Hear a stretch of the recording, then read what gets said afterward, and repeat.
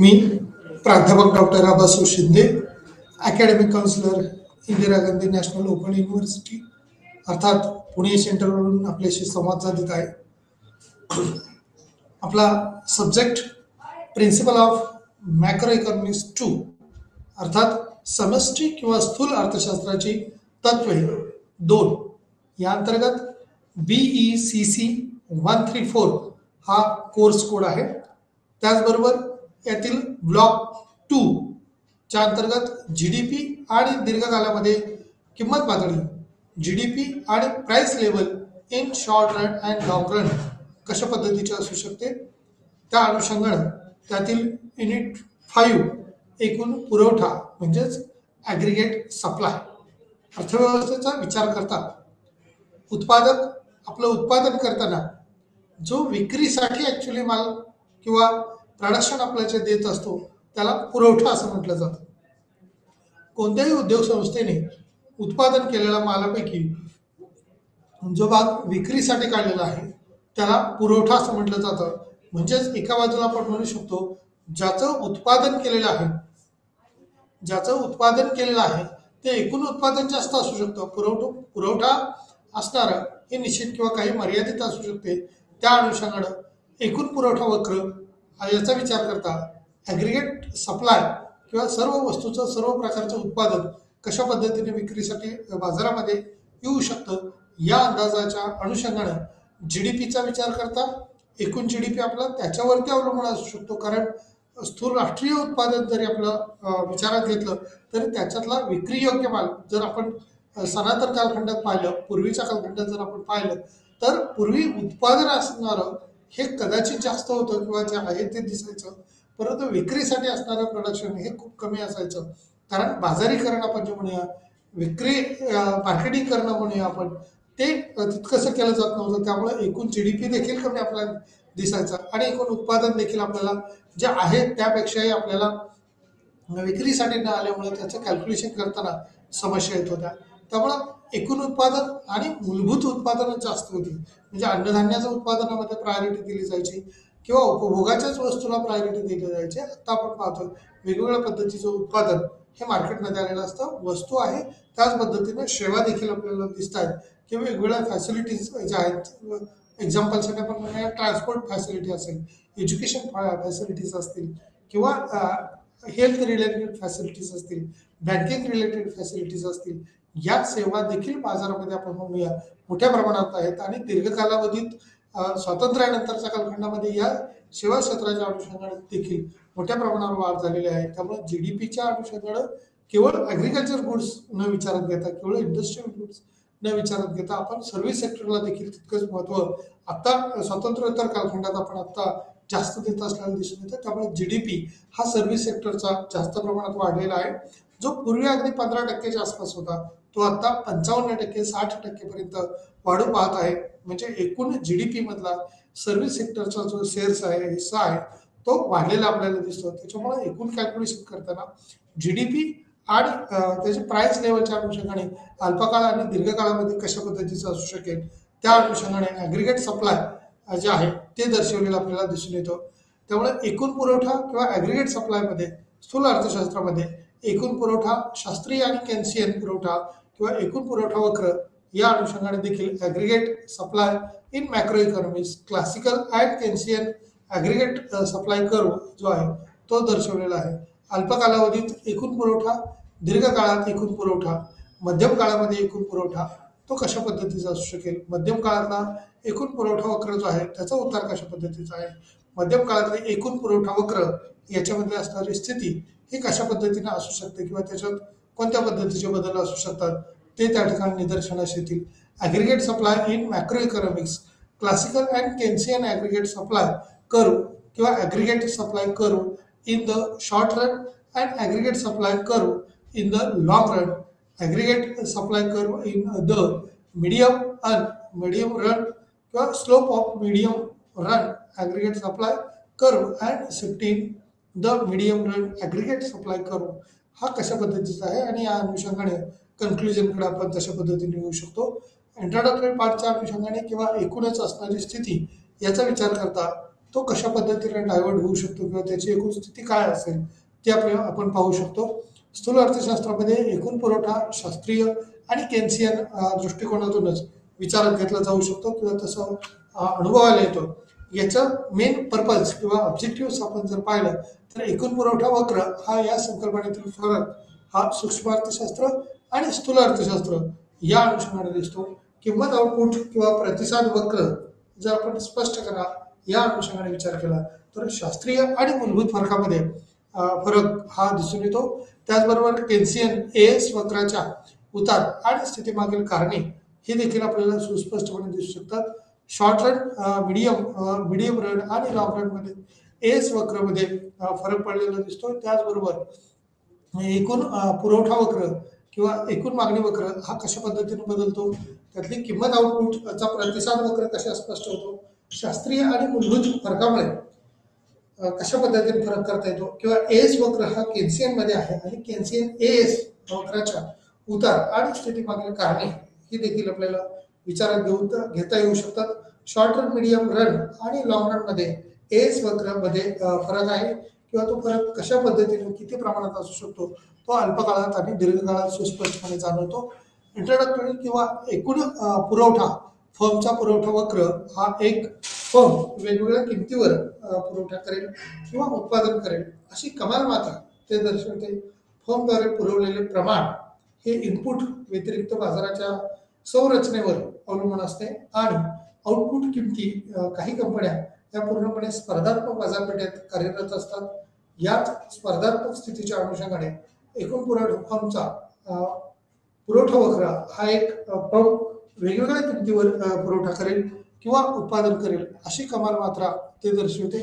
फर्मद्वारे पुरवलेले प्रमाण हे इनपुट व्यतिरिक्त बाजाराच्या संरचनेवर अवलंबून आहे. त्याच अनुषंगाने आउटपुट किमती काही कंपन्या या पूर्णपणे स्पर्धात्मक बाजारपेठेत कार्यरत असतानाच दिसून येतात. त्याचबरोबर अर्थव्यवस्थेचा एकूण पुरवठा हा एकत्र जोडून एकूण पुरवठा वक्र मिळवणे तर्कसंगत वाटू शकते. अर्थव्यवस्थेतील सर्व कंपन्यांचे पुरवठा वक्र, तथापि त्यामागील तर्क अर्थव्यवस्थेतील एकूण किमती, एकूण किंमत पातळी आणि एकूण आउटपुट उत्पन्न म्हणजेच एज वक्र हा त्या अनुषंगाने किंवा त्यापेक्षा वेगळा आहे. वैयक्तिक फर्मच्या पुरवठा वक्रामागील तर्क एस वक्र हा बाजार नाही, पुरवठा वक्र आणि ते सर्व वैयक्तिक पुरवठा वक्राची साधी बेरीज या अनुषंगाने देखील आपल्याला विचार करता येऊ शकतो. त्याचबरोबर अर्थव्यवस्था एकूण मागणी वक्रासाठी प्रदान केलेली समान सावधगिरी हे शेवटचे युनिटच्या अनुषंगाने महत्त्वाचा भाग असू शकतो. त्याचबरोबर अर्थव्यवस्थेचा एकूण पुरवठा वक्र किंवा एकत्र जोडून एकूण पुरवठा वक्र मिळवणे तर्कसंगत वाटू शकते. अर्थव्यवस्थेतील सर्व कंपन्यांचे पुरवठा वक्र, तथापि त्यामागील तर्क अर्थव्यवस्थेतील एकूण किंमत पातळी आणि एकूण आउटपुट उत्पन्न म्हणजे एएस वक्र पेक्षा खूप वेगळे आहे आणि वैयक्तिक फर्मच्या पुरवठा वक्रामागील तर्क किंवा एएस वक्र हा बाजाराच्या अनुषंगाने नाही.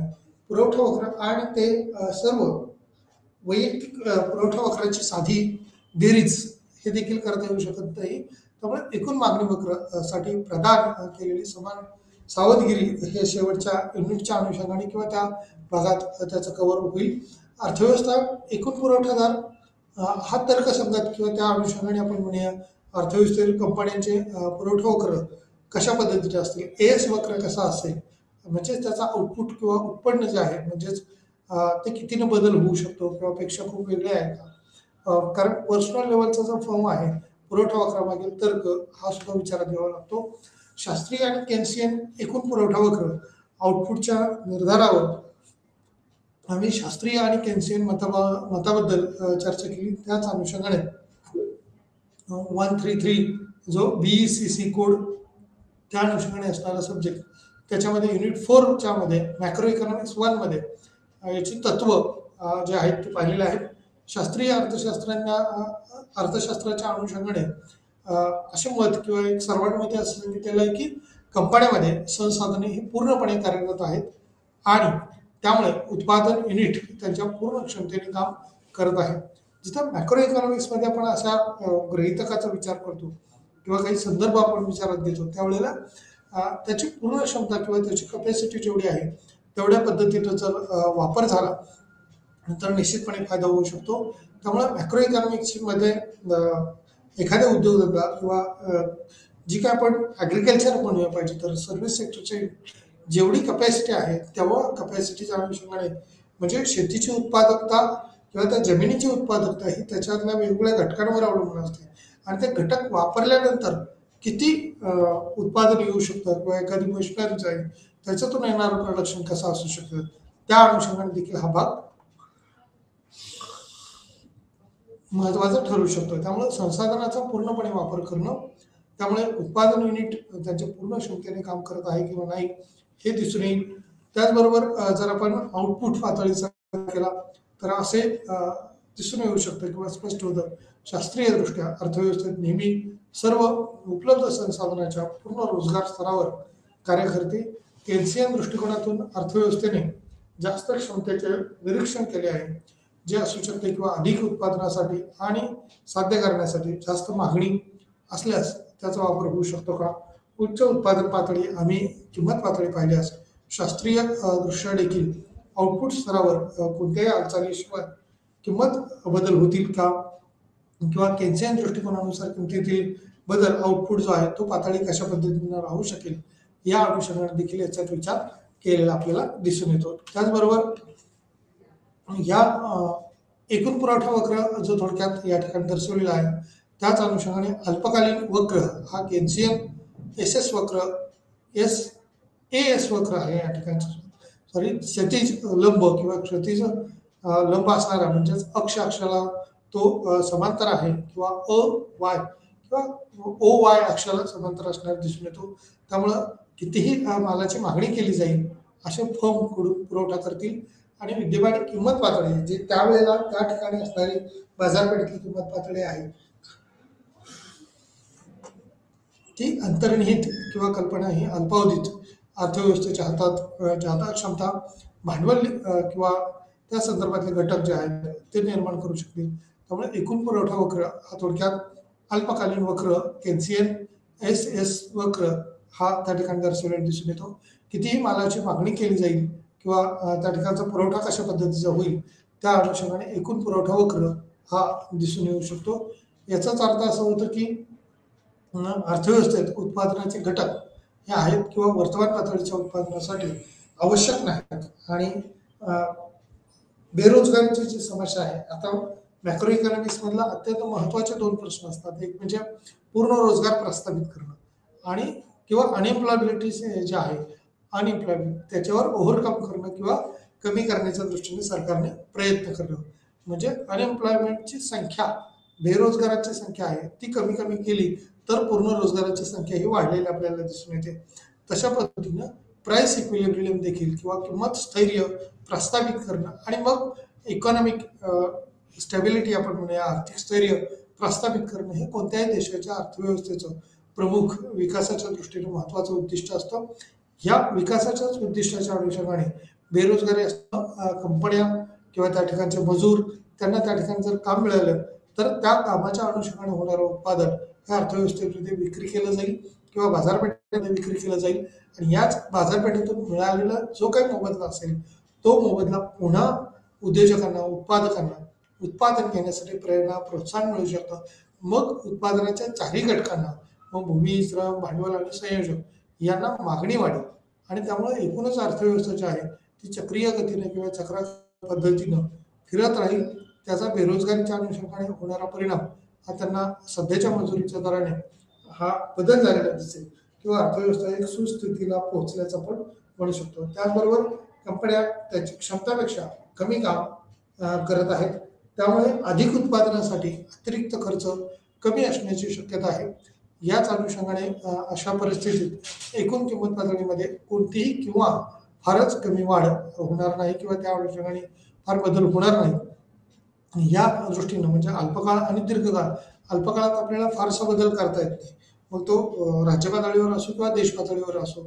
मग सूक्ष्म घटकांचा देखील विचार केला तर सूक्ष्म पातळीत काही प्रमाणात बदल होईल परंतु दीर्घ किंवा मोठ्या उत्पादन काढणं जर असेल तर किंवा जास्त प्रमाणात उत्पादन करायचं असेल तर ते दीर्घकाळात शक्य होतं अल्पकाळात शक्य होत नाही. त्यामुळे आहे त्या किमतीला ते उत्पादन जर कमी असेल तर जास्त मोबदला मिळेल, प्रॉफिट जास्त होईल. परंतु एकूणच उत्पादन जास्त असेल तर अल्प कालावधी ते विक्री शक्य नसते, त्यामुळे दीर्घकाळात विकावं लागेल.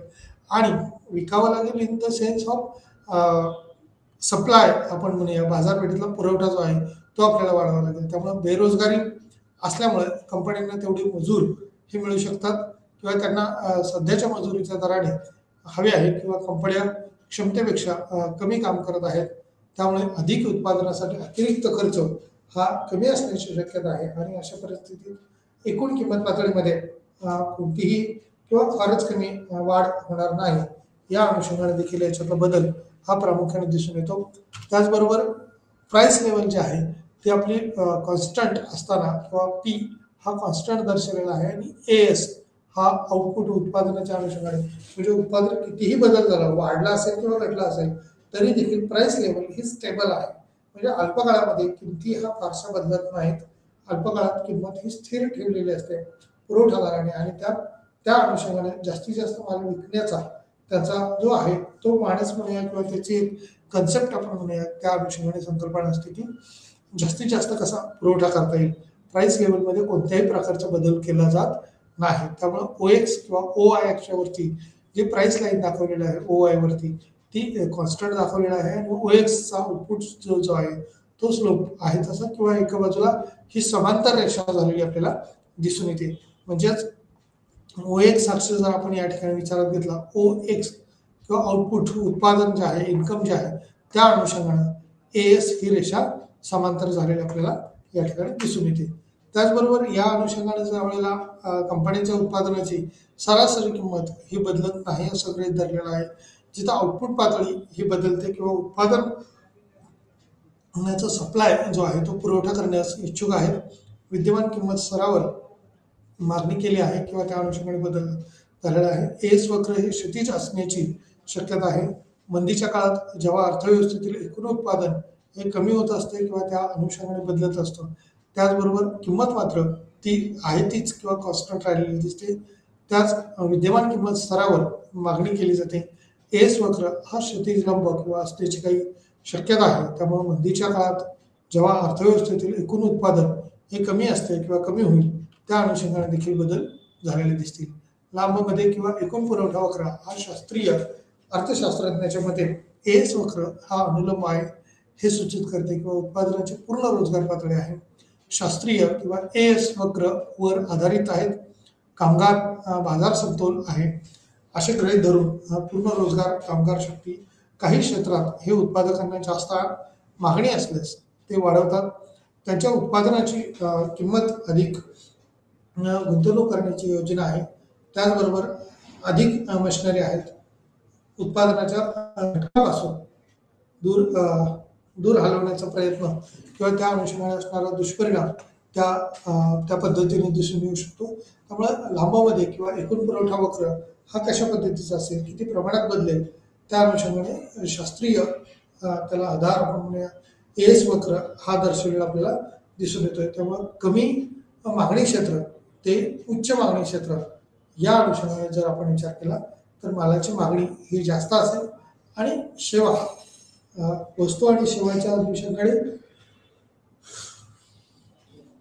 अर्थव्यवस्थेचा सेवाच्या अनुषंगाने विस्तृत आहे किंवा उत्पादनाचे सर्व घटक हे आधीच आहेत किंवा रोजगार एकूण उत्पादन वाढवण्याचा कोणताही मार्ग नाही.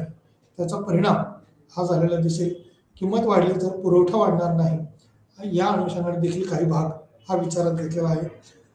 प्राइस लेवल जे आहे ती या ठिकाणी कितीही बदलली तरी सप्लाय क्लासिकल ॲग्रिगेट सप्लाय जो म्हटलंय सनातनवाद्यांच्या दृष्टीने पुरवठा जो आहे तो किमतीत कितीही बदल झाला तरी तो उत्पादन जे आहे ते बदलत नाही किंवा आउटपुट त्याचं जे आहे एस या अनुषंगाने त्याच्यात कोणत्याही प्रकारचा बदल झालेला दिसत नाही. हा OY किंवा O प्राइस लेवल जे म्हटलंय त्याला स्थिर किंवा अनलिमिटेड स्वरूपाच्या किमती त्या ठिकाणी वाढलेल्या आपल्याला दिसून येत आहेत. त्याच अनुषंगाने आपण ज्यावेळेला बघतो त्यावेळेला मजुरी चिकट किंवा त्या अनुषंगाने गृहीतकाने आम्ही शॉर्ट रन एस वक्र मिळवले आहे. तथापि याचा अर्थ असा नाही की चिकटपणा किंवा कायमचा त्यालाच ती लेवल आपण म्हणूया किमती वाढत्या अवस्थेतली जी आहे ती सतत अवस्था टिकून राहत नाही, तर कालांतराने मजुरीचे दर हे उच्च किमतीशी जुळवून घ्या. जेव्हा कामगार त्याच्या वेतनाबाबत कंपन्यांशी वाटाघाटी करतात तेव्हा ते दोन मुद्दे विचारात घ्यावे लागतात किंवा त्या अनुषंगाने अलीकडच्या काळात किंमत वाढ आणि अपेक्षित किंमत वाढ ही नजीकच्या भविष्यात दीर्घकाळात इनपुट किमती अगदी त्याच दराने बदलतात. आउटपुट किमती त्यामुळे एकूण पुरवठा वक्र हा अनुलंब होतो. अशा प्रकारे वास्तविक लॉमधील आउटपुट हे संभाव्य आउटपुटच्या बरोबरीचे आहे. त्याचबरोबर मजुरी किंवा त्या अनुषंगाने असणारा बदलता घटक जो आहे तो त्या मध्ये दर्शवलेला दिसून येतो. त्याचबरोबर अशा प्रकारे शास्त्रीय किंवा एएस वक्राची स्थिती जी आहे काही कालावधीत उजवीकडे सरकते. वेळ त्याच अनुषंगाने लक्षात घेऊन संभाव्य आउटपुटच्या पातळीमध्ये बदल होत नाहीत किंवा किमतीच्या अनुषंगाने त्यात तितकासा बदल झालेला आपल्याला दिसत नाही. त्याच वेळेला याची एकूण स्थिती कशी असेल, शास्त्रीय एएस ज्या वेळेला आपण म्हणतोय किंवा एल आर आणि एल आर AS1 आणि AS2 हा Y1 वरून Y2 पर्यंत म्हणजे आउटपुट किंवा प्रोडक्शन हे दीर्घकाळात वाढलेले दिसून येते. प्राइस लेवल ही वाढलेली असताना उत्पादन देखील वाढलेलं आहे. त्याच्यामुळे निश्चितपणे काही प्रमाणात किमती ह्या कमी होतील, परंतु त्याच प्रमाणात जसं किमती वाढत जातात तसं उत्पादन देखील मोठ्या प्रमाणावर वाढलेलं आपल्याला दिसून येतात. त्यामुळे वाढत्या उत्पादनाच्या अनुषंगाने त्या किमती कोणत्या स्थितीला कशा पद्धतीने जातात, आउटपुटच्या पातळीत झालेला बदल हा किती प्रमाणात असेल, कशा पद्धतीनं असेल, तो कितीने बदलू शकतो, त्याचा कालांतराने काय बदल होऊ शकतो का, त्या दृष्टीने आपण विचार केला तर याच्यातला होणारा बदल अशा प्रकारे शास्त्रीय एएस वक्राची स्थिती काही कालावधीत ही उजवीकडे सरकते. त्याच अनुषंगाने झालेले बदल हे देखील आपल्याला दिसून येतील. त्या बदलत्या स्थितीच्या अनुषंगाने किती प्रमाणात बदल होतील, कशा पद्धतीने बदल होतील, या एएस वक्रावरती दर्शवलेले आपल्याला दिसून येतात. त्या एस आणि OY किंवा OX मध्ये किती बदल झाला किंवा अनलिमिटेड स्वरूपात आपण पाहतो की या ठिकाणी किंमत वाढली आहे, कुठलीही किमतीवरती मर्यादा दिसून येत नाही आणि याच वाढत्या किमतीच्या अनुषंगाने देखील खूप मोठा फरक हा झालेला दिसून येतोय. त्याच किमतीतल्या झालेल्या बदलामुळं एकूण अर्थव्यवस्थेमध्ये कशा पद्धतीने बदल होऊ शकतो, किती प्रमाणात बदल होईल, तो दर्शवलेला आपल्याला दिसून येतो. त्यामुळे उजवीकडे तो स्थानांतरित किंवा उत्पादन बदललेलं दिसतं. बदलत्या उत्पादनाच्याच अनुषंगाने किती प्रमाणात बदल होतील, कालांतराने अर्थव्यवस्था कशी असेल, त्याचा भाग हा या ठिकाणी विचारात घेणं अपेक्षित आहे. त्यामुळं शास्त्रीय एएस वक्राची स्थिती ही कालांतराने उजवीकडे सरकते. त्याचबरोबर म्हणजे उत्पादन हे दीर्घकाळामध्ये बदललेलं दिसून येतं. जसे की आपण या ठिकाणी अल्पकाळाचा विचार केला, लांबमध्ये एकूण पुरवठा हा वाढवणं शक्य नाहीये, परंतु किंवा ह्या पुरवठ्याच्या अनुषंगाने किमती या बदल करणं शक्य नाही. त्यामुळं प्राइस लेवल जी आहे ती जरी वाढली तरी या ठिकाणी उत्पादन आपल्याला वाढवता येत नाही. मग तसं या ठिकाणची किंमत कॉन्स्टंट असताना त्यावेळेला उत्पादन शॉर्ट रन ॲग्रिगेट सप्लाय जो आहे तो ॲग्रिगेट सप्लाय अल्पकाळात काही वेळेला करावाच लागतो, कारण त्या उत्पादनाची त्या बाजारपेठेला अपेक्षा किंवा आवश्यकता असते, अशी स्थिती दिसून येते. या प्राइस लेवलच्या अनुषंगाने किंवा क्लासिकल ॲग्रिगेट सप्लायच्या अनुषंगाने त्यातला मजुरीचा जो भाग आहे किचकट किंवा अगदी म्हणूया की जास्ती आवश्यक असणारा, कारण उत्पादकाला मजुरांना द्यावा लागणारा खर्च हा रेग्युलर असतो किंवा तो करावाच लागतो. एक वेळेला टेक्नॉलॉजी किंवा मशीन जर स्वतः विकत घेतलेलं असेल तर त्याचा मोबदला लगेच नाही दिला तरी चालू शकतो. कालांतराने आपण घसारा खर्च म्हणून विचारात घेत होतो, तर हा घसारा खर्च आपल्याला कव्हर करता येतो, परंतु मजुरीवरचा खर्च हा कोणत्याही पद्धतीनं कमी करता येत नाही किंवा घटवता येत नाही. त्यामुळं उत्पादनाच्या अनुषंगाने असणारा मजुरीचा खर्च हा करावाच लागतो. रेट जो आहे त्या ठिकाणचा तो द्यावाच लागतो. त्याच्यामुळं खंड हा निश्चित स्वरूपाचा देखील असू शकतो. त्यामुळं प्रत्येक उद्योजक उत्पादक ह्या मजुरीमध्ये मजुरांची काटकसर करून त्या ठिकाणी उत्पादनामध्ये आपल्या वाढ घडवण्याचा प्रयत्न करत असतात. मग यंत्रसामग्री असेल किंवा टेक्नॉलॉजी आपण म्हणूया याच्यात वाढ करणं हे या दृष्टीने विचार करणं असेल, दीर्घकाळामध्ये याच्यात किती वाढ करता येईल, कशा पद्धतीने वाढ करता येईल याचा विचार केला जातो. त्यामुळे अपेक्षित किंमत वाढ ही नजीकच्या भविष्यात किंवा दीर्घकाळात इनपुट किमती अगदी त्याच दराने बदलतात. आउटपुट किमती त्यामुळे एकूण पुरवठा वक्र हा अनुलंब होतो. अशा प्रकारे वास्तविक लॉगमधील आउटपुट हा संभाव्य आउटपुटच्या अनुषंगाने बरोबरीचा विचार केला जाऊ शकतो. त्याचबरोबर एस वक्राची स्थिती ही काही कालावधीत उजवीकडे सरकते. त्याच अनुषंगाने संभाव्य आउटपुटच्या पातळीमध्ये बदल होत नाहीत किंवा किंमत पातळी ही देखील बदललेली दिसते. त्याचबरोबर एस वक्राची स्थिती ही काही कालावधीत उजवीकडे सरकते, तर त्यावेळेला संभाव्य आउटपुटच्या अनुषंगाने पातळीमध्ये बदल होत नाहीत किंवा किंमत पातळी तशी बदललेली दिसत नाही. त्यामुळं एकूण उत्पादन जे आहे ते दीर्घ कालावधीमध्ये बदललेलं दिसतं किंवा वाढलेलं दिसून येतं. त्यामुळं OY1 वरून OY2 पर्यंत आउटपुट किंवा इन्कम सोर्स जो आहे तो वाढलेला आहे. सिप्स त्या ठिकाणी लॉंग रन ॲग्रिगेट सप्लाय जो आहे तो केलेला आपल्याला दिसून येतो. त्यामुळे अशा प्रकारे एस वक्राची स्थिती ही काही कालावधीत उजवीकडे सरकते. त्याच अनुषंगाने संभाव्य आउटपुटच्या पातळीमध्ये बदल झालेला दिसून येतो किंवा तसे त्या स्थित्यंतर घडलेली दिसतात. त्यामुळे एकूण पुरवठा वक्र हा मध्यमकालीन एक कालावधी असतो ज्या दरम्यान अर्थव्यवस्था ही त्याचे निश्चित इनपुट समायोजित करते. त्याच अनुषंगाने किंवा त्याच्या बरोबरीनं दीर्घकालीन पातळीवर श्रेणीत येण्यासाठी सुमारे 5 ते 10 वर्ष की एस वक्र हा दीर्घकाळात उभ्या शास्त्रीय आणि क्षैतिज आहे किंवा क्षैतिज समांतर आपण म्हणूया त्या अनुषंगाने दर्शवलेला आहे. केन्सियन मध्ये आपण जसं की म्हणू शकतो एस वक्र हा काही प्रमाणात दोलायमान अवस्था किंवा त्या अनुषंगाने ते मध्यम वक्राच्या अनुषंगाने दिशेने उतार आलेला दिसतो. त्याचबरोबर एकूण पुरवठा वक्र हा मध्यमकालीन वक्राच्या अनुषंगाने आहे. हा एक कालावधी असतो की ज्या दरम्यान अर्थव्यवस्था त्याचे निश्चित इनपुट हे समायोजित करते. त्यांच्या दीर्घकालीन पातळीवर श्रेणीत येण्यासाठी सुमारे 5 ते 10 वर्ष ही एस वक्र हा दीर्घकाळात बदललेल्या स्थितीमध्ये दिसून येऊ शकतो किंवा काही प्रमाणात त्याच्यातले बदल हे होणारे असतात.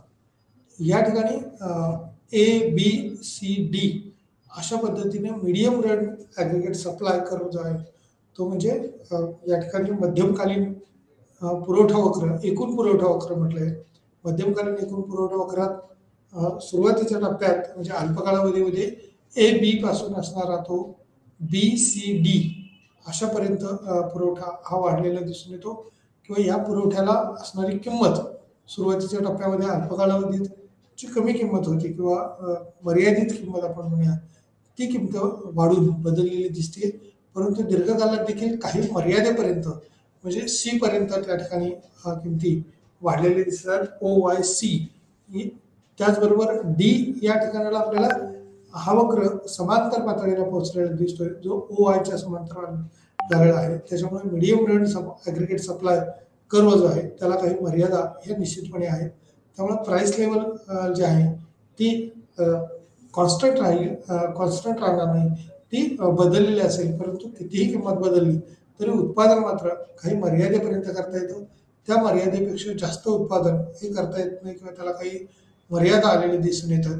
त्यामुळे प्राइस लेवल ही त्या स्थितीत बदल झालेले दिसतात. तशा पद्धतीने बदललेली स्थिती ही अनुभवायला मिळते. त्यामुळे प्राइस लेवल जी आहे ती कशा पद्धतीने बदलेल, कशी स्थिती बदलेल त्याची त्या अनुषंगाने याच्यातले काही फरक हे दर्शवलेले आहेत.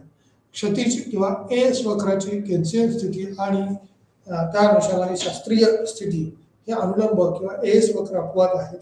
सामान्य परिस्थितीत एस वक्र आहे वरच्या दिशेने हा उतार म्हणून आम्ही एस वक्र हा मध्यम चालवण्याचा त्या अनुषंगाने विचार करतो. त्याचबरोबर प्राइस लेवलच्या बद्दल विचार करताना तो अपवादात्मक स्थितीत कसा असेल किंवा सामान्य परिस्थितीच्या कालखंडात असामान्य वातावरणात आणि सामान्य वातावरणाच्या अनुषंगाने त्या देशातली स्थिती जसं की आपण युद्धजन्य स्थिती म्हणूया, संरक्षणाच्या दृष्टीने कुठली अडथळे असतील तर त्या अनुषंगाने असेल तर ती कशा पद्धतीने बदल होतील. क्षैतिज एस वक्राची केन्सियन स्थिती आणि त्याच्या अनुषंगाने स्थितीत असणारा अनुलंब किंवा एस वक्र आहे तो अपवादात्मक स्थितीत कशा पद्धतीने बदलू शकतो त्या पद्धतीत झालेला बदल सामान्य स्थितीत किंवा परिस्थितीत एस वक्र आहे आणि वरच्या दिशेने उतार म्हणून आम्ही त्याचा विचार करू शकतो. मध्यम चालवण्याच्या अनुषंगाने त्याचा विचार होऊ शकतो किंवा त्या अनुषंगाने तसे बदल हे निश्चितपणे दिसतील. त्याचबरोबर medium run aggregate supply curve जो आहे तो किती असू शकतो, कशा पद्धतीने असू शकतो तो दर्शवलेला आहे. क्षैतिज किंवा एस वक्रची केन्सियन स्थिती आणि शास्त्रीय स्थिती अनुलंब वक्र ह्या अपवाद आहेत. त्यामुळे सामान्य परिस्थितीत एस वक्र आहे, वरच्या दिशेने उतार म्हणून त्या अनुषंगाने तसा बदल हा प्रामुख्याने झालेला आपल्याला अनुभवायला मिळतो किंवा पाहावयास दिसून येतो. आता मध्यम कालावधी जो आहे त्या अनुषंगाने किंवा मध्यम कालावधीच्या अनुषंगाने एकूण पुरवठा वक्र उतार त्याचा असणारा एकूण किंमत पातळीतील बदलांना इनपुट किमतीचा प्रतिसाद हा आधार आहे. त्याचबरोबर मध्यम च्या कालखंडात कशा पद्धतीने बदल होतोय, मध्यम धाव किंवा त्या अनुषंगाने एकूण वक्र हा कितीने बदलेल, एकूण किंमत पातळीतील बदलाला त्याचा इनपुट किमतीचा प्रतिसाद हा आधार आहे. शास्त्रीय आणि केन्सियन दृष्टीने देखील फरक असलेला दिसून येतो किंवा शास्त्रीय मते अर्थशास्त्राने किंमत पातळीतील बदल हा पूर्णपणे अपेक्षित आहेत. त्या अनुषंगाने उत्पादक कुटुंबे लक्षात घेऊन किंवा त्या अनुषंगाने असणारी डिमांड आपण म्हणूया मागणी ही किती आहे, कशा पद्धतीची आहे ती विचारात घेतली जाते आणि मध्यम कालखंडातला असणारी स्थिती ही नॉर्मल किंवा सर्वसाधारण स्थिती कशी गाठता येईल, राखता येईल या दृष्टीने सरकार प्रयत्न करत असतं. त्यामुळे सर्वमात्र अर्थशास्त्रात केन्सियननं मांडलेला दृष्टिकोन जो आहे तो शास्त्रीय दृष्टिकोन हा प्राइस स्टॅबिलिटीच्या अनुषंगाने पण महत्त्वाचा आहे, प्रोडक्शनच्या अनुषंगाने देखील महत्त्वाचा आहे, सप्लायच्या साईड्सनं देखील तेवढंच महत्त्वाचं आहे आणि दुसऱ्या बाजूला डिमांडेबल ज्या साईड्स आहेत त्यांच्या देखील दृष्टीनं फार महत्त्वाचं आहे. त्यामुळे कुटुंबीय लक्षात घेता उदाहरणार्थ जर निर्मात्याची अपेक्षा असेल येत्या वर्षभरात किमती 10% वाढतील, प्रत्यक्षात किमती वाढतील अगदी 10% नाही, 10% जास्त असतील, त्यामुळे 10% कमी करण्याच्या अनुषंगाने देखील त्याचा विचार होईल. त्यामुळे मध्यम धाव एकूण पुरवठा वक्र उतार किंमत पातळीतील बदलांना इनपुट किमतीची स्थिती ही कशा पद्धतीची आहे, उत्पादनाची स्थिती कशी आहे, किमतीचा प्रतिसाद हा आधार आहे का, शास्त्रीय आणि केन्सियन दृष्टिकोनातून देखील त्याचा विचार केला जाऊ शकतो. त्यामुळे शास्त्रीय मते अर्थशास्त्रज्ञ त्या अनुषंगाने किंमत पातळीत त्याचा असणारा पूर्णपणे अपेक्षित आहेत का, त्या अपेक्षेच्या अनुषंगाने उत्पादक आणि कुटुंबे ही लक्षात घेतात किंवा त्या अनुषंगाने जर त्यांची अपेक्षा असेल किंवा येत्या वर्षभरात किमती पातळी ही 10% वाढेल किंवा कमी होईल, त्या अनुषंगाने मध्यम कालावधीमध्ये एकूण पुरवठा वक्र त्याचा उतार हा किंमत पातळीतील बदलांना किती प्रतिसाद देतो, कशा पद्धतीने प्रतिसाद देतो त्या अनुषंगाने काही बाबी ह्या निश्चितपणे दर्शवलेल्या असतात. याच मध्यम कालावधीचा विचार करत असताना काही बाबतीत जे प्राइस लेवल आहे एस जे आहे त्या आउटपुटच्या अनुषंगाने मीडियम लेवलनुसार ती इन्क्रीज होत जाते. अल्प कालावधीमध्ये त्या ठिकाणी असताना किमतीचा वक्र किंवा किंमत पातळी ही त्या ठिकाणी अगणित स्वरूपाची जरी वाढली तरी पुरवठा करता येत नाही, परंतु कालांतराने पुरवठ्यात वाढ होत गेल्यानंतर किमती कितीही बदलल्या तरी पुरवठा देखील तशा पद्धतीने बदललेला आपल्याला दिसतो. त्यामुळे एस वक्र हा डावीकडून उजव्या बाजूला वरच्या बाजूला गेलेला दिसून येतो. त्याच अनुषंगाने ग्राहकांना वस्तूच्या ठराविक किमतीची सवय असते आणि सेवा ते खरेदी करतात. किमती समान पातळीवर राखल्या जाऊ शकतात अशी त्यांची अपेक्षा आहे आणि किमती वाढण्यास विरोध करा किंवा त्यांचा बाजारातील हिस्सा आणि ग्राहक टिकवून ठेवण्यासाठी संभावना किंवा कंपन्या किमती वारंवार वाढवत नाहीत. त्यामुळे दर फक्त बदलतात. कालांतराने एकूण पुरवठा वक्र हा उतार वरच्या दिशेने होतो. त्याचबरोबर त्याच्याकडे असणारी एक सवय आपण म्हणूया ती हॅबिट ती लागलेली असते आणि त्या अनुषंगाने ग्राहकांना वस्तूच्या ठराविक किमतीची सवय किंवा त्यातले असणारे एकूण स्थित्यंतर हे कशा पद्धतीचे आहेत, सेवा त्यातला दिला जाणारा मोबदला तो कशा पद्धतीने दिला जाईल. जसं पुरवठादारांना इतर खर्चाचा विचार करावा लागतो किंवा उत्पादन खर्च हा जसा फिक्स असतो किंवा उत्पादन खर्च आपण म्हणूया की त्या किमतीच्या अनुषंगाने जेवढा जास्त पुरवठा असेल तेवढा उत्पादन खर्च कमी येतो. कारण जेवढा त्याला मालाचा जास्त उत्पादनाचा जास्त पुरवठा केला जाईल त्या अनुषंगाने कॉस्ट कटिंग आपण म्हणूया, खर्च कपात झालेलं दिसून येते. आणि त्याच पद्धतीनं बाजारातली किंमत ही देखील आकारली जाते. त्यामुळं उत्पादन जेवढं कमी असेल तेवढं किंमत जास्त असते आणि जेवढं उत्पादन जास्त असेल तेवढी किंमत कमी असते. म्हणजे प्रोडक्शनच्या अपोज आपण म्हणूया प्राइस लेवल ही चेंज झालेली दिसते किंवा बदललेली दिसते बिकॉज कॉस्ट किंवा त्याचा असणारा उत्पादनाचा खर्च आणि या उत्पादनाचा खर्च कव्हर करण्याच्या दृष्टीनं किंमत वाढण्यास विरोध करा किंवा त्या अनुषंगाने त्याचा बाजारातील हिस्सा ग्राहक टिकवून ठेवण्यासाठी संभावना कंपन्या किमती वारंवार वाढत नाहीत. त्यामुळे दर फक्त बदलतात. कालांतराने एकूण पुरवठा वक्र हा उतार किंवा वरच्या दिशेने त्याच्यात झालेला बदल हा देखील आपल्याला प्रामुख्याने दिसून येऊ शकतो. त्यामुळे medium run aggregate supply curve जो आहे तो दिसून येईल. ग्राहकांना वस्तूच्या ठराविक किमतीची सवय किंवा त्या अनुषंगाने झालेले बदल हे देखील दिसतील. खरेदी करतात किंवा किमती समान पातळीवर राखल्या जाव्यात अशी त्यांच्या अनुषंगाने असणारी स्थिती ही दिसून येईल. किमती वाढण्यास विरोध हा निश्चितपणे झालेला असतो. त्याचा बाजारातील म्हणजे उत्पादन कोणत्या प्रकारचं आहे. जर प्रोडक्शनाच्या अनुषंगाने आपण मूलभूत गरजांचं उत्पादन असेल तर त्याच्या फार किमती वाढू शकत नाहीत. त्यामुळे त्याच्या किमती ह्या मर्यादित असतात. पण फळबागांच्या विशेष किमती जर बघितल्या तर त्या वाढू शकतात आणि त्याच्या मुबलक प्रमाणात उत्पादन हे होऊ शकतं. त्यामुळं फळबागांची लागवड करणं सध्याच्या ॲग्रिकल्चरच्या अनुषंगाने दिसलं तर पाहिलं तर आपल्याला दिसून येतं. त्याचबरोबर इंडस्ट्रीयल गुडचा विचार करता इंडस्ट्रीयल गुडमध्ये आपल्याला जीवनावश्यक वस्तू नाही परंतु त्याचा प्रोडक्शन कॉस्ट उत्पादन खर्च हा विचारात घेतला जातो.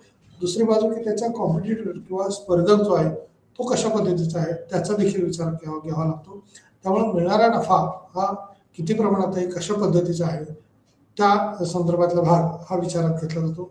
ग्राहकांना वस्तूच्या ठराविक किमतीची सवय असते किंवा त्या अनुषंगाने त्याच्यातला बदल हा दिसून येतो. त्यामुळे खरेदी करतात किंवा किमती या समान पातळीवर राखल्या जाव्यात अशी त्यांची अपेक्षा आहे आणि त्यात त्या पद्धतीनुसार बदल झालेले दिसून येतात. किमती वाढण्यास विरोध किंवा त्याचा बाजारातील हिस्सा जो आहे तो कशा पद्धतीचा आहे टिकून ठेवण्याच्या अनुषंगाने संभावना कंपन्या किमती वारंवार वाढवत नाहीत आणि त्यामुळे दर फक्त बदलतात किंवा कालांतराने एकूण पुरवठा वक्र हा उतार किंवा वरच्या दिशेने त्यात बदल झालेला दिसून येतो. याच बदलत्या स्थितीत मीडियम रन ॲग्रिगेट सप्लाय कशा पद्धतीचं आहे ते दर्शवलेलं आहे. त्यामुळे मध्यमकालीन एकूण पुरवठा वक्र मध्ये एएस वक्र हा आउटपुटमधील संबंधाचे वर्णन करते. अर्थव्यवस्था आणि किंमत पातळीमध्ये उत्पादित त्यामुळं किमतीमध्ये कोणताही बदल होईल का किंवा एएस वक्र बाजूने एक हालचाल किंवा किमती व्यतिरिक्त अनेक घटक आहेत किंवा जेव्हा आपण एएस वक्र काढतो तेव्हा आपण हे इतर गृहीतकं किंवा इतर बाबी आपल्याला गृहीत धराव्या लागतात. त्यामुळे मध्यम कालावधीमध्ये एकूण पुरवठा वक्रामध्ये कशा पद्धतीनं बदल होईल त्याच्यातलं आउटपुट कशा पद्धतीनं बदललेले असतील त्याच्या संबंधाचे वर्णन केलं जातं. अर्थव्यवस्था आणि किंमत पातळीमध्ये उत्पादित त्यामुळे किमतीमध्ये कोणताही बदल होईल का एएस वक्र बाजूने एक हालचाल किंवा किमती व्यतिरिक्त अनेक घटक विचारात घेतलेले आहेत. जेव्हा आपण एएस वक्र काढतो तेव्हा आपण हे इतर गृहीतक विचारात घेतो किंवा त्या अनुषंगाने त्याचे झालेले बदल हे विचारात घेतलेले आहे. घटकामधील कोणत्याही बदलाचा परिणाम हा झालेला आहे का किंवा कशा पद्धतीने होतो ते आपल्याला पाहणं महत्त्वाचं ठरेल. त्यामुळे मध्यमकालीन एकूण पुरवठा वक्र एएस वक्र आउटपुटमधील संबंधाचे वर्णन करते. अर्थव्यवस्था आणि किंमत पातळीमध्ये उत्पादित वस्तूचे किंवा त्यामुळे किमतीमध्ये कोणताही बदल होईल का एएस वक्र त्या बाजूने एक हालचाल किंवा त्या दृष्टीने असणारी स्थिती हे देखील दिसून येईल. अनेक घटक आहेत जेव्हा आपण एएस वक्र काढतो तेव्हा हे इतर गृहीत धरतो किंवा त्या अनुषंगाने असणारे बदल घटकामधील कोणत्याही बदलाचा परिणाम हा कशा पद्धतीने होतो किंवा किती प्रमाणात होतो त्याचे निर्देशक किंवा त्याचे असणारे भाग हे सुस्पष्टपणे आपल्याला जाणवतात. यामध्ये AS1 AS2 हे जे दोन वक्र आहेत ते दीर्घ कालावधीमध्ये काही बाबतीत विस्तृत झालेले दिसतात, काही बाबतीत पॅनल एच्या अनुषंगाने बघितलं तर तो संकुचित झालेला दिसतो किंवा तो वरच्या बाजूला स्थानांतरित झालेला असतो. त्यामुळे निश्चित जास्त समाधान दिलेला दिसून येतो, कारण कोणताही वक्र हा डावीकडून उजवीकडे वरती किंवा खाली असला आणि तो वरच्या बाजूला जर स्थानांतरित झाला असेल तर त्याच्यातून मिळणारं आउटपुट हे नेहमी जास्त असतं किंवा त्याच्यातून मिळणारं उत्पन्न जे आहे ते जास्त असू शकतं. उत्पादन कदाचित घटलेलं असेल पण उत्पन्न हे वाढलेलं असतं, कारण प्राइस लेवलचा जो वक्र आहे किंवा प्राइस लाईन आपण जी म्हणूया ती उभ्या अक्ष हा प्राइसचा असतो आणि आडवा अक्ष हा उत्पादनाचा असतो. त्यामुळे उत्पादन घटलं परंतु प्राइस म्हणजे वरच्या बाजूला कोणताही वक्र AS1 असेल AS2 असेल तो AS2 स्थानांतरित वरच्या बाजूला झालेला आहे, कारण मधला ॲरो जो आहे तो आपल्याला तेच दर्शवतोय की त्या ठिकाणी वक्र हा वरच्या बाजूला स्थानांतरित झालेला आहे. पॅनल ए ची आकृती जी दाखवलेली आहे त्याच्यामध्ये AS1 वरून AS2 असा वक्र स्थानांतरित झालेला आहे आणि पॅनल बी च्या अनुषंगाने जर AS1 व AS2 या ठिकाणचं उत्पादन वाढून देखील प्राइस मात्र तेवढी वाढलेली नाही किंवा घटलेली दिसते. त्यामुळे shift in medium run aggregate supply curve जो आहे तो आपल्याला वाढलेला दिसतोय किंवा तसा बदललेला दिसतोय, खालच्या पातळीला आलेला दिसून येतोय. पहिल्या याच्यामध्ये मात्र तो वाढलेला दिसतोय. त्यामुळे मीडियम किंवा मध्यम कालावधीचा विचार करता हा सरासरी बेनिफिट मिळवण्याच्या दृष्टीनं किंवा सरासरी फायदे मिळवण्याच्या दृष्टीनं त्याच्यात झालेला बदल हा अनुभवायला आपल्याला येत असल्याचं दिसून येतो.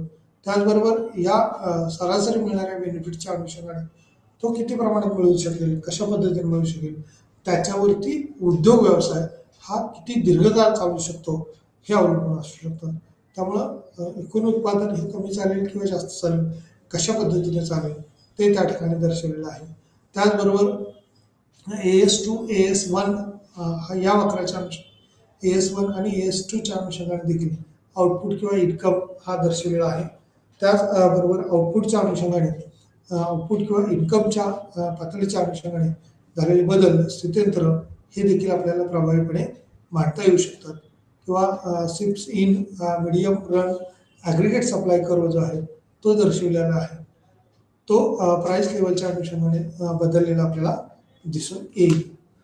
सार्वजनिक धोरण सरकार आपलं धोरण ठरवताना तेथे कोणत्याही कंपन्यांना प्रोत्साहन देत असतं, कारण कंपन्या आपल्या राज्यामध्ये आणणं किंवा आपल्या देशामध्ये कंपन्या येणं, या कंपन्या म्हणजे मल्टीनॅशनल कंपनीज आपण म्हणूया, बहुराष्ट्रीय कंपन्या ज्या आहेत त्या येण्याच्या दृष्टीनं आपण म्हणूया, आपल्या देशामध्ये येत असतील आपल्या राज्यामध्ये येत असतील तर कोणतेही सरकार त्या ठिकाणी त्याला प्रोत्साहन देण्याचा प्रयत्न करतं. फक्त त्या कंपन्यांच्या असणाऱ्या अटी ह्या कोणत्या कोणत्या आहेत किंवा कंपन्या त्यावेळेला आपल्याला सोयी सवलती मागत असतात किंवा त्या फॅसिलिटीज मागत असतात आणि त्या फॅसिलिटीच्या अनुषंगाने मग विजेची फॅसिलिटी असेल, ट्रान्सपोर्टिंगच्या अनुषंगाने रोडची फॅसिलिटीज असेल, एज्युकेशनच्या अनुषंगाने त्या ठिकाणची फॅसिलिटीज असेल, तर शॉर्ट पिरियडमध्ये आपल्याला सरकारकडून त्या कंपन्यांना किंवा त्या कंपन्या ज्या ठिकाणी येऊ इच्छितात त्या परिसरामध्ये त्या फॅसिलिटीज आपल्याला प्रोव्हाइड करणं शक्य होईल की नाही या अनुषंगाने आपल्याला विचार करावा लागतो. आणि जर एखादी कंपनी त्या सरकारच्या कालखंडामध्ये तिथं जर येत असेल, आर्थिक विकासाच्या दृष्टीनं विकासाचा वेग हा वाढतो, गतिमानता त्याच्यात वाढते, त्या सरकारच्या दृष्टीनं एक चांगली अचिव्हमेंट आपण म्हणूया झालेली दिसते. त्याचं मुख्य कारण जी वोट बँक असते, मतदार असतो, त्या मतदारांना त्यातून रोजगार निर्मितीच्या संधी वाढतात आणि नजीकच्याच कालखंडात किंवा नजीकच्या परिसरामध्ये आपल्याला जर रोजगार उपलब्ध होत असेल तर तिथला जो अनएम्प्लॉयमेंटचा प्रश्न असतो, बेकारीचा प्रश्न असतो, बेरोजगारीचा जो प्रश्न असतो तो सुटण्यास मदत होते.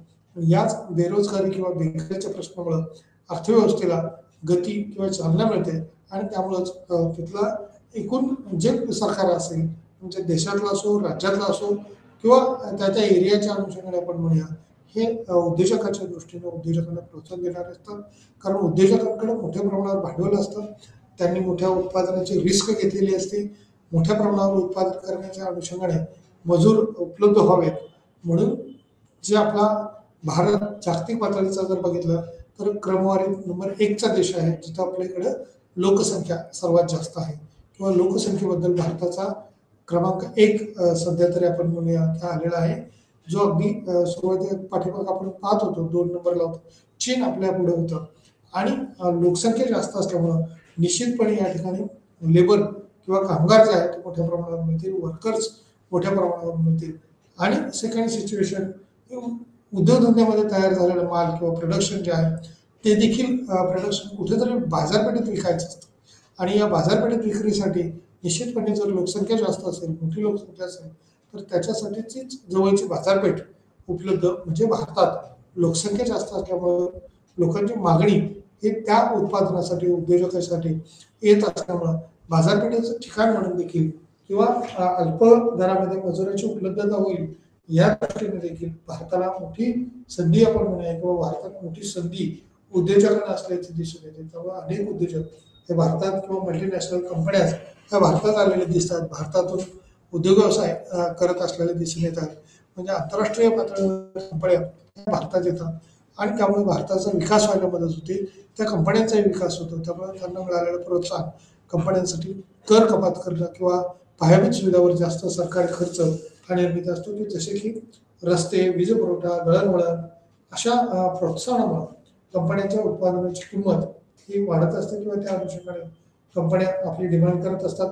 सार्वजनिक धोरण तिथे सरकार किंवा कंपन्यांना प्रोत्साहन देते. आर्थिक विकास गतिमान होईल का, किंवा त्या अनुषंगाने त्याचं प्रोत्साहन कर मागणी ह्या करत असते स्वरूपात असू शकतात. कंपन्यांसाठी कर कपात किंवा पायाभूत सुविधावर जास्त सरकारी खर्च निर्मिती, जसे की वीज पुरवठा, दळणवळण इत्यादी अशा प्रोत्साहनामुळे कंपन्यांच्या उत्पादनाची किंमत ही कमी होते. त्याच अनुषंगाने त्याचे बदल हे झालेले दिसतात. त्यामुळे सार्वजनिक धोरण तेथे सरकार कंपन्यांना प्रोत्साहन देते आणि आर्थिक विकास गतिमान होतो. पण हे प्रोत्साहन या स्वरूपात असू शकतात किंवा त्या अनुषंगाने ते बदललेले दिसून येतात.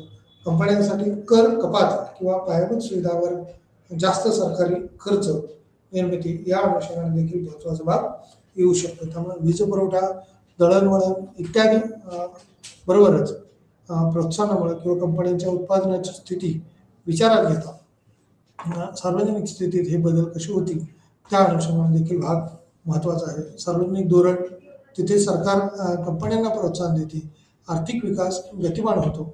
हे प्रोत्साहन किंवा या स्वरूपात असू शकतात का, किती प्रमाणात असू शकतील ते दर्शवलेलं आपल्याला दिसून येतं. परिणामी एस वक्र हा उजवीकडे सरकतो. याउलट जर सरकार धोरणे अशा आहेत की त्यामुळे उत्पादन खर्च वाढतो, जसे कठोर पर्यावरणीय नियम, कर दरात वाढ, लोकसंख्येमध्ये कपात, पायाभूत सुविधावरील खर्च एस मध्ये डावीकडील वाढ शिफ्ट आहे. आणि वक्र त्या अनुषंगाने असणारा भाग हा विचारात घेतला जातो. घरगुती उत्पन्नावरील कर दरातील बदल ईडी वक्र प्रभावी करते. एस वक्र हा त्या दृष्टीने देखील महत्त्वाचा ठरू शकतो. त्यामुळे परिणामी एस वक्र हा उजवीकडे सरकतो.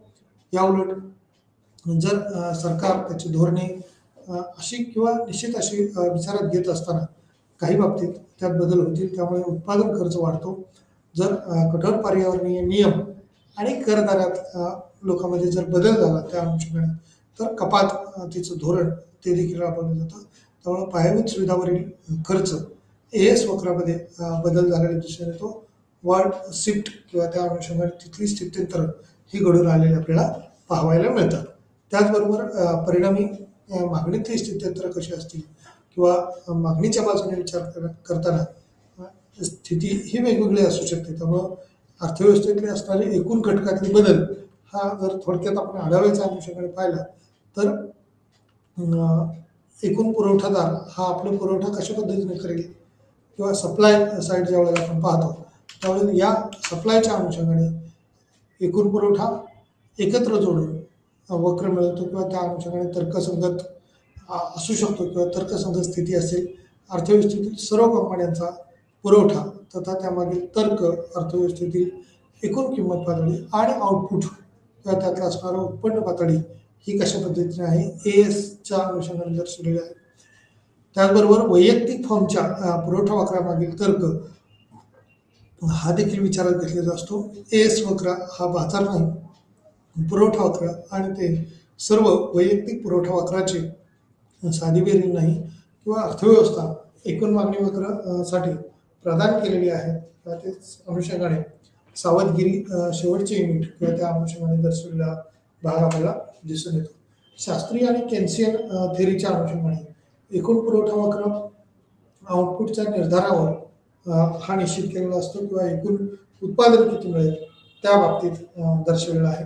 मॅक्रो इकॉनॉमिकच्या युनिट 4च्या अनुषंगाने यात किंवा मागच्या BECC कोडच्या अनुषंगाने 4थ्या युनिटमध्ये ते दर्शवलेलं आहे.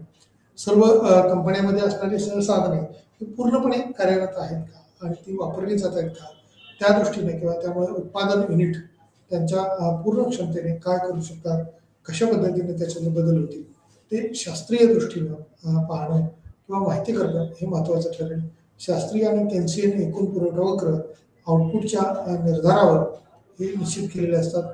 त्याचबरोबर शास्त्रीय दृष्टिकोनातून अर्थशास्त्रज्ञांचे असे मत आहे की सर्व कंपन्यांमध्ये संसाधनामध्ये पूर्णपणे कार्यरत आहेत किंवा त्यामुळे उत्पादन युनिट त्यांच्या पूर्ण क्षमतेने काम करत आहेत का किंवा कशा पद्धतीने काम करतात, त्यात किती बदल होऊ शकतात, शास्त्रीय बदल काय असतील. केन्सियन एकूण पुरवठा वक्र आउटपुटच्या निर्धारावर निश्चित केलेला असतो. त्यामुळे एकूण पुरवठा वक्र किती बदलेल, कशा पद्धतीने बदलेल ते दर्शवलेलं आहे. त्याचबरोबर अधिक उत्पादनासाठी अधिक स्थिती कशी बदलेल, काय असेल ते दर्शवलं जातं. याच अनुषंगाने एकूण पुरवठा वक्र हा थोडक्यात अल्पकालीन वक्र किंवा केन्सियनने मांडलेला वक्र जो आहे तो केन्सच्या विचारधारेप्रमाणे अल्पकाळात देखील संतुलनाची स्थिती यायला पाहिजे. कारण दीर्घकाळात समाज हा जसा मूर्त स्वरूपात असतो तसा व्यक्ती किंवा एखादी कंपनी, उद्योग संस्था ही दीर्घकाळात असू शकेल असते. त्यामुळे बेनिफिट्स हे अल्पकाळात देखील मिळाले पाहिजेत आणि दीर्घकाळात देखील मिळाले पाहिजे. सनातनवाद्यांच्या मते अल्पकाळात जरी नाही मिळाले तरी दीर्घकाळात मिळतील अशा पद्धतीच्या अपेक्षा होतील. परंतु एकूण पुरवठादार हा अल्पकाळात देखील त्याला प्रोत्साहन मिळण्यासाठी त्याला नफा हा मिळणं अपेक्षित असतं. त्यामुळं मागणीदाराकडून केलेली मागणी ही जास्तीच्या किमतीची जर असेल तरच उत्पादकाला पुरवठा करणं, आपल्या उद्योगधंद्यात फर्मच्या अनुषंगाने पुरवठा करणं हे शक्य होतं. त्यामुळे विद्यमान किंमत पातळीच्या दृष्टीनं अंतर्भूत कल्पना विचारात घेता अल्प कालावधीत अर्थव्यवस्थेच्या हातात किंवा त्याची क्षमता ही भांडवल किंवा श्रमाच्या अनुषंगाने असलीच आपल्याला दिसून येते. याचा अर्थ असा होतो की अर्थव्यवस्थेत उत्पादनाचे घटक आहेत जे वर्तमान पातळीच्या उत्पादनासाठी आवश्यक नाहीत. बेरोजगारी असल्यामुळं कंपन्यांना तेवढे मजूर हे मिळू शकतात किंवा अर्थव्यवस्थेतल्या बेरोजगारीला हा उपाय म्हणून आपण इंडस्ट्रियल सेक्टर डेव्हलप होणं किंवा धंद्यांमध्ये काम मिळणं.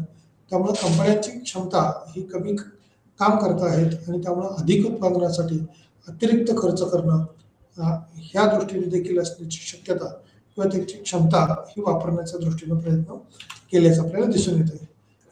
ह्याच प्राइस लाईनच्या अनुषंगाने आपल्याला असं दिसून येते की उत्पादनामध्ये कितीही बदल होऊ शकतो परंतु किंमत ही स्थिर राहू शकते.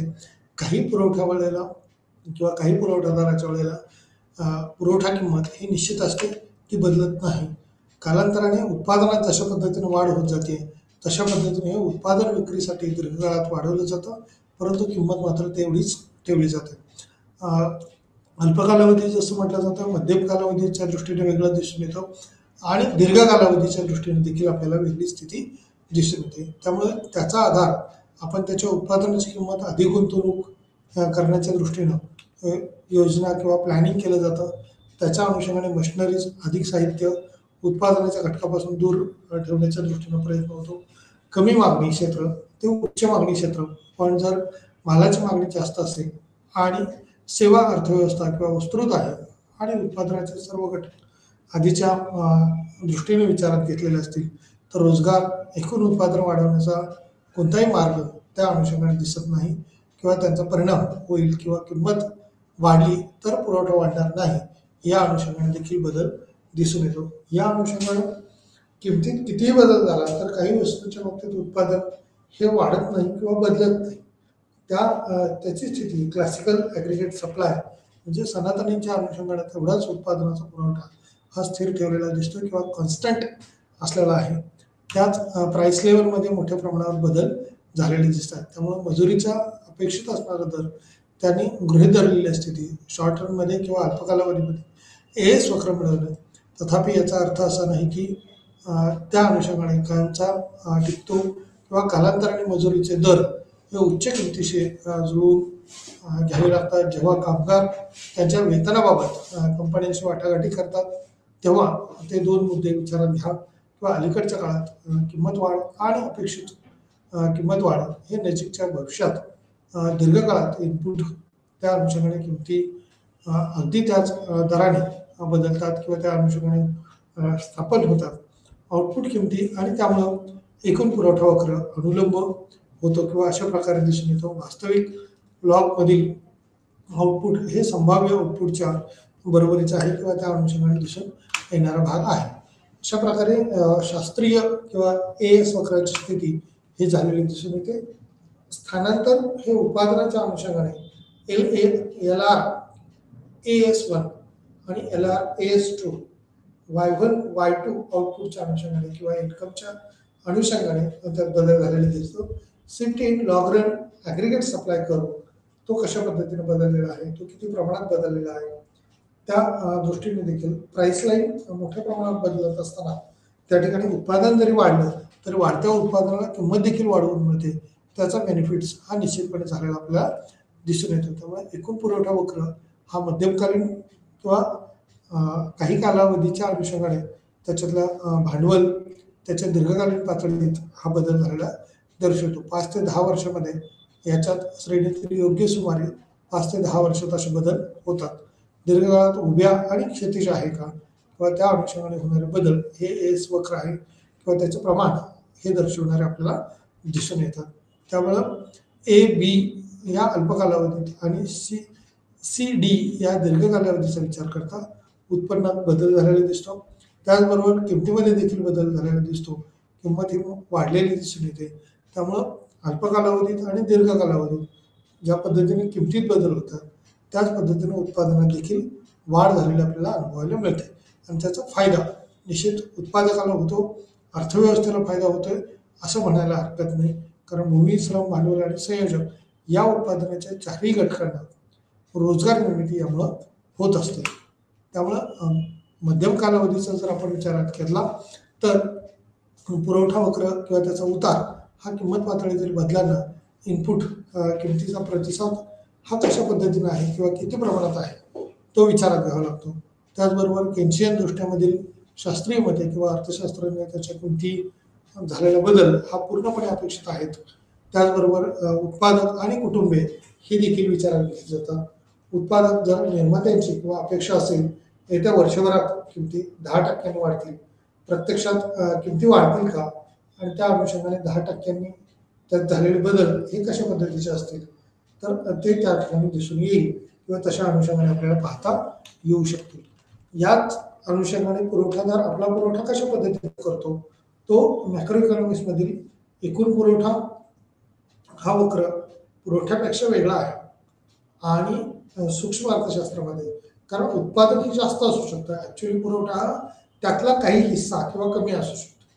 त्यामुळं सूक्ष्म अर्थशास्त्रामध्ये वक्र या युनिटमध्ये आम्ही शास्त्रीय आणि एकूण पुरवठ्यावर केन्शियन दृष्टीने ज्याच्यावर मजबूत परिणाम होतो. अर्थव्यवस्थेत किंमत आणि आउटपुट पातळी वेळ क्षितिज खूप महत्त्वाचे आहे. केन्शियन दृष्टिकोनातून आम्ही एकूण पुरवठ्याच्या विविध आकारांची चर्चा या अनुषंगाने घेतलेली आहे. मॅक्रो इकॉनॉमिक्समधला किंवा समग्र पातळीवरच्या देशाचा विचार करतो. किंमत स्थैर्य करणं, आर्थिक विकास करणं, आर्थिक वृद्धी करणं, आर्थिक विकास करणं आणि देशाला गतिमान बनवणं या दृष्टीने समग्र अर्थशास्त्रातील एकूण पुरवठा हा अत्यंत महत्त्वाचा असणारा घटक असल्याचं आपल्याला या युनिट 5 मध्ये दिसून येते. या ठिकाणी आपण थांबूया. धन्यवाद. थँक्यू.